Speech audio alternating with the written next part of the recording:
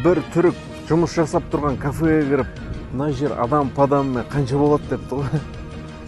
Сол демекші, күні бүгін Алматы әуежайын бір түрік компаниясы сатып алған, естіген, бір дөнер жасап жатқан түрік Алматы теперь наш депті ғой. Бір жағынан дұрыс болды ойдың сол. Енді әуежайда бағалар сәл арзандайтын болды. Ендеше насырсын arkadaş, бұл тұсқайта жаңалықтары. Байқадыңыздар ма? Біздің билік басындағылар жер сату, аэропорт сату, біздің байлықтарымыз сату, былайша айтқанда халыққа ұнамайтын нәрселерді тура мереке күні іске асырады ғой. Халықтың басқа нәрсемен миясы жүрсін дейді да. Или мереке тойлауға ақша жетпей қалады деп уайымдай ма, соны білмей жатырмыз ғой. Жарайды, бөлек әңгіме. Мереке демекші кешегі жеңіс күні мерекесі туралы айтайық.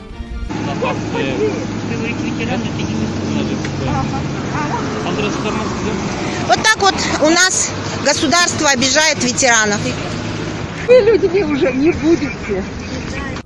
Жеңіс күні қарсаңында ардагерді саябаққа кіргізбей қойған жігіт достарына барып, атак, немісті жеңген адамды мен жеңдім ғой деп мақтаныпты ғой.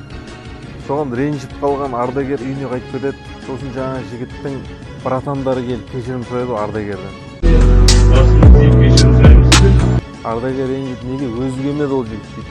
Ол жігітті өзіміз әтәт қылдық депті ғой. Сөйтіп ардагерге соткасын көрсетеді, соткада маңдай дауыс шығып жатыр екен. Көке, қойыңыз, көке, енді өтпеймін.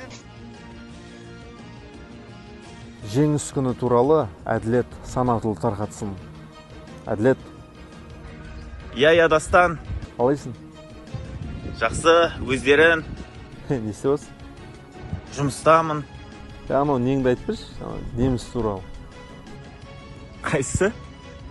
Неміс туралы ше, анау БМВ-мен тойлайды анау деген. Я. Немістер соғыстан жеңілген соң, қой, болатын тірлікпен айналсайық, жындымен қашанғы жынды боламыз деп біраз дамып кетіпті. Біздің мықтылығымыз соншалықты немісті жеңген күнді немістің машинасын айдап тойладық.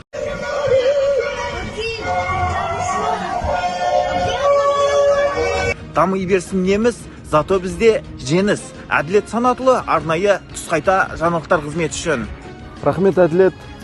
Құрметті көрермендер, қарап тұрсаңыздар, негізі немістер жеңілген елге мүлдем ұқсамайды. Мәшинесін қара, футболын қара, қандай деңгейде, технологиясын қара, қалай дамып кеткен, сүйсінесің кәдімгідей. Бізді айтамда, біздің жеңгендегі жағдайымыз мынау, аэропорт сатып күн көріп жүрміз. Жеңілген кезде қалай болар еді деп қоямыз. Сіздермен болғанмен Дастан Жайнақ, бұл тұсқайта жаңалықтары келесі кездескенше. Және өзімнің осы жаңалықты дайындап берген әріптестеріме алғысымды білдіремін. Рахмет, қыздар.